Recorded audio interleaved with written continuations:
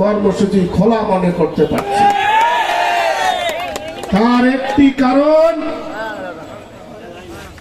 এই ছাত্র জনতা আন্দোলনে যে নির্বিচারে গুলি করে খুনি হাসিনা বাংলাদেশ ছেড়ে পালিয়েছে, আর তার নেতৃবৃন্দ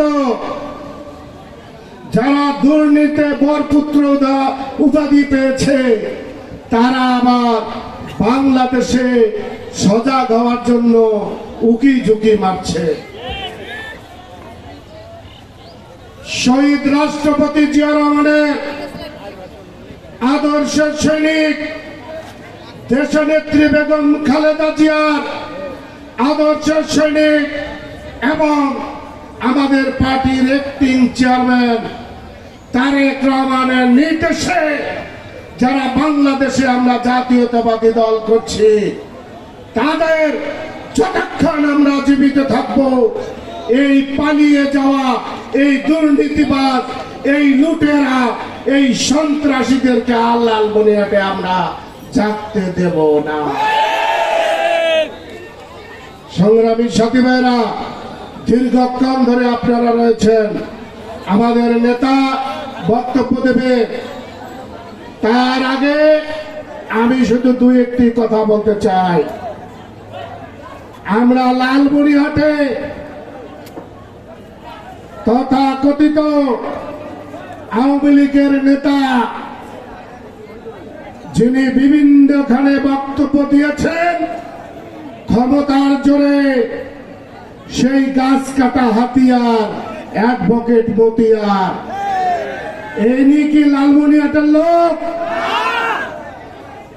আপনারা জানেন এই অ্যাডভোকেট মতিয়ার ওই কুড়িগ্রামের মানুষ, তার আত্মীয় স্বজন সবাই ওই কুড়িগ্রামের মানুষ, এবং তার যে পরম বান্ধবী তাকে ভাড়া করে নিয়ে এসে ওই কুড়িগ্রাম থেকে। তার শ্বশুর বাড়ি কোথায় জানেন? আমাদের বিএনপির লোক জানেন?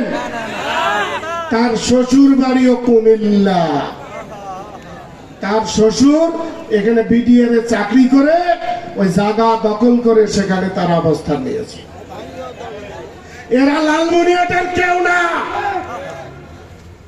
তাই তো লালমনিরহাটের জননন্দিত জননেতা, সাধারণ মানুষের হৃদয়ে যার জায়গা, তাকে নিয়ে উনি কত ব্যঙ্গাত্মক কথাবার্তা বলেছেন না?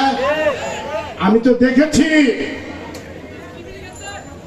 ওই 29 তারিখের পরে লালমনিরহাটে উনি যে মিশন মোড়ে যে পথসভা করেছেন, এই গত 1 তারিখে উনি যে করেছেন, কুচিয়া মাছের মতন কসমস করে আবার বলে আসাদুল হাবিবুর দেখা নাকি হবে ওই জেলখানায়, বাইরে নাকি উপায় নাই দেখা করা। ওনারা কি করেছেন? ডিজিটাল মামলা করেছে। এই মামলার থেকে নাকি আসাদুল হাবিবুর আর বাঁচার বেলে কোনো উপায় নাই। আমি অ্যাডভোকেট মতিয়ারকে বলতে চাই, অবিলম্বে লালমনিরহাটের জনগণের যে টাকা পয়সা লুটপাট করেছেন তার শ্বেতপত্র কিন্তু আমরা প্রকাশ করতেছি। বাঁচাধন পালিয়ে গেল, বাঁচতে পারবেন না। আর ওই তথাকথিত যিনি ডিজিটাল মামলা দিয়েছেন আমাদের নেতার নামে, ভেবেছিলেন আপনাদের কালো আইন দিয়ে আসাদুল হাবিবুর গলা চিপে ধরবেন। বাংলাদেশে এমন কোন কারাগার এখনো তৈরি হয় নাই আসাদুল হাবিবুরকে জেলখানায় রাখে। আজকে এই অবস্থান কর্মসূচি থেকে আমি ঘোষণা করতে চাই, ওই বাদী ডিজিটাল মামলা রুকুনা মুকু কি নাম, সে যদি 48 ঘন্টার মধ্যে আমার নেতার নামে এই মামলা যদি সে কোর্টে দাঁড়িয়ে প্রত্যাহার না করে, তাহলে তাকে শহীদ জিয়ার সৈনিকেরা ধরে নিয়ে এসে এই আলোকিত স্তম্ভে আমরা দিগম্বর করব। প্রশাসনকে আমি সময় দিচ্ছি, তাকে ধরে নিয়ে এসে 48 ঘন্টার মধ্যে মিথ্যা মামলা প্রত্যাহার করতে হবে। ভেবেছেন বাংলাদেশ আপনাদের বাপের তালুক হয়েছে, তাই না? আবার একজন বুলেট হত্যার স্বীকৃত খুনি আমিনুল খানকে দিয়ে আপনি মামলা করেন আমাদের বিরুদ্ধে, আমাদের নেতার বিরুদ্ধে। যত আসামি করেছে কেউ ওখানে উপস্থিত ছিল না, ইতিমধ্যেই আপনারা শুনেছেন। আপনি আমরা গুলেন বেঁচে থাকতে আপনি লালমনিরহাট কোথায় কাজী, কোথায় খান, কোথায় মোড়ল, কোথায় গরল, তাকে দিয়ে চালাইতে চান। লালমনিরহাটে এই সকল সন্ত্রাসীদের কোন আশ্রয় লালমনিরহাটে আর হবে না। আকাদুল আবিদুল্লাহর নেতৃত্বে আবারও লালমনিরহাট চলবে।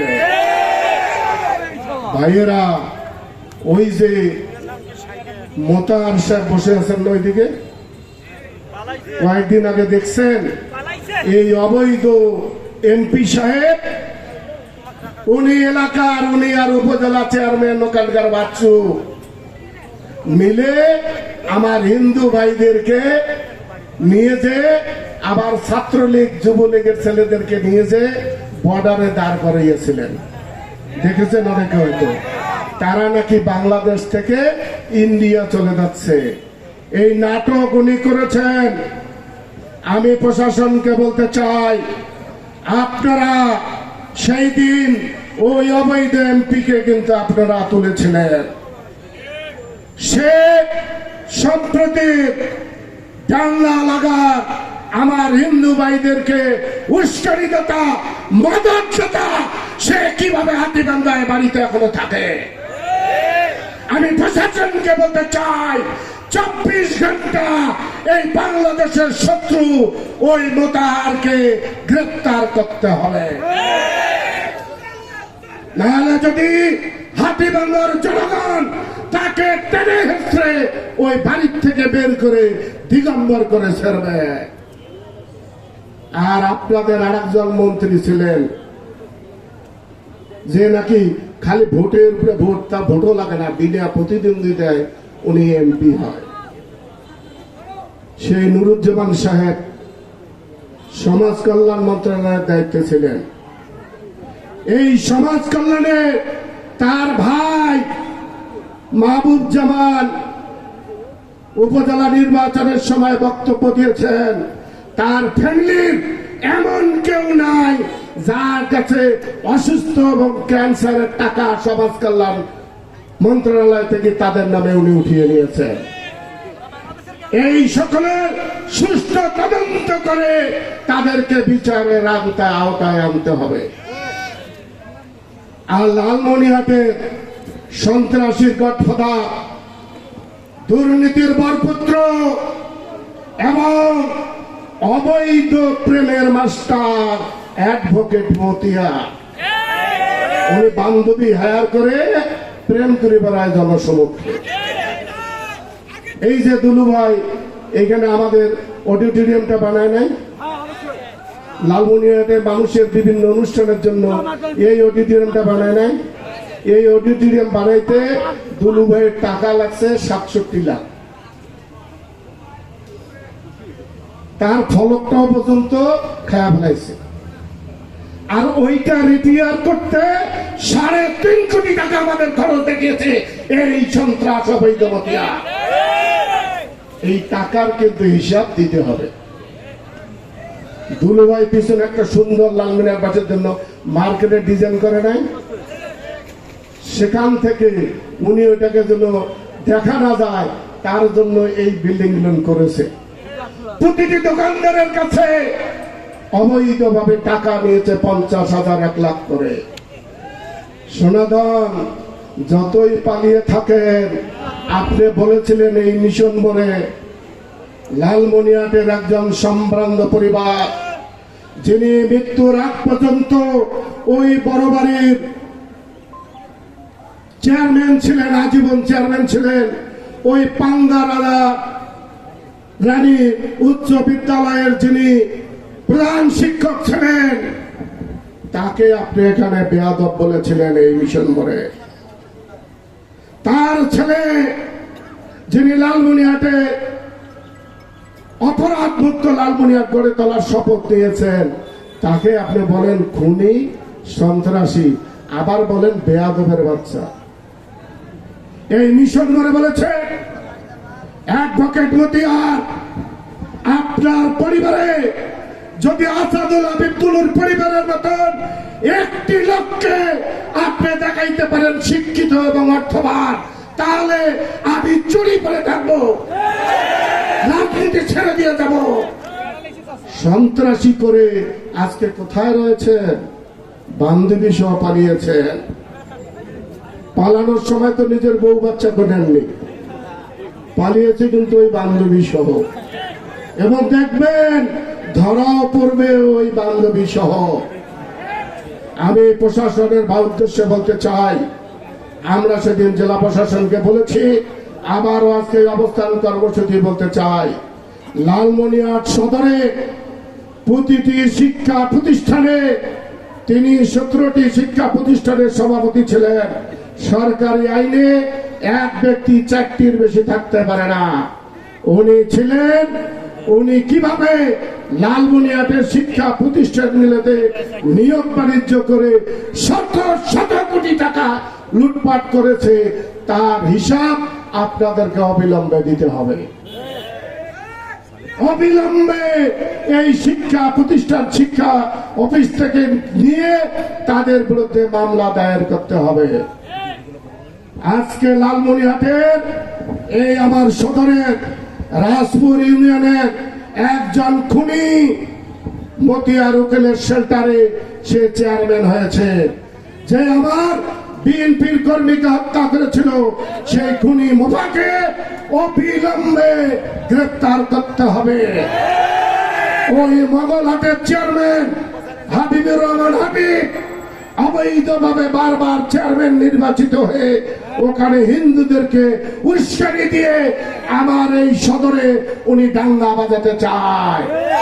তাকেও অবিলম্বে গ্রেফতার করে আইনের আওতায় নিয়ে আসতে হবে, নাইলে আমাদের লালমনিরহাটের উন্নয়নের উপকার অথচ আসাদুল আবিদুল্লাহর নেতৃত্বে আমরা লালমনিরহাটে যে এই সন্ত্রাস, মাদক ব্যবসায়ী, দুর্নীতিবাজ, তাদেরকে উনি পরিষ্কার করার যে ঘোষণা দিবে, সেই ঘোষণা আমরা কিন্তু তাদেরকে ধরে নিয়ে এসে জনতার আদালতে আমরা বিচার করব। আজকের এই অবস্থান কর্মসূচি থেকে অবিলম্বে এই অ্যাডভোকেট মতিয়ার, ওই মোতার সাহেব এবং নুরুজ্জামান এবং তার খুনি, তার সাথী সন্ত্রাসী কোথায় খান, মোরল, গোরল, আগাজি রয়েছে, তাদেরকে গ্রেফতার করতে হবে। এই দাবি জানিয়ে আজকে এই অবস্থান কর্মসূচিতে জেলা বিএনপির আহ্বানে আপনারা সকলে উপস্থিত থেকে যে ধৈর্যের পরিচয় দিয়েছেন, সেজন্য আবারও জেলা বিএনপির পক্ষ থেকে আন্তরিকভাবে ধন্যবাদ জানাই। এবং এই ছাত্র জনতার আন্দোলনে যে সকল ছাত্র এবং সাধারণ জনতা আমার হত্যা হয়েছে, মৃত্যুবরণ করেছে, শহীদ হয়েছেন, তাদের আত্মার মাগফিরাত কামনা করে আমার বক্তব্য এখানে শেষ করছি। খোদা হাফেজ। বাংলাদেশ জিন্দাবাদ। শহীদ রাষ্ট্রপতি জিয়া রহমান বীর উত্তম অমর হোক। খালেদা জিয়া জিন্দাবাদ। তারুণ্যের অহংকার তারেক রহমান জিন্দাবাদ। আমাদের প্রিয় অভিভাবক অধ্যক্ষ আসাদুল আবিদুল্লাহ ভাই জিন্দাবাদ। সবাইকে ধন্যবাদ।